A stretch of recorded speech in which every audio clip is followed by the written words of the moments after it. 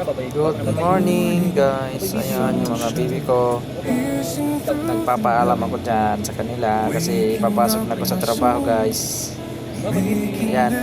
Parang binibiro ko muna yung ate para magtampo. Kaya yun nga, medyo nagtampo na.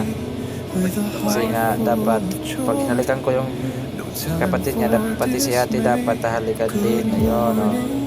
Parang paiyak na nga. Pinalit ko muna sila guys bago ako pumasok sa trabaho.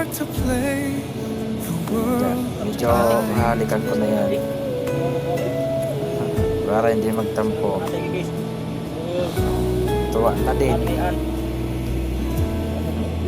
Nagagalit kasi yan guys pag si Bibi lang yung halikan tapos siya hindi.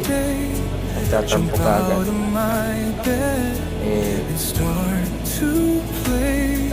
Dapat parehas sila. Ayun, goodbye kiss na siya.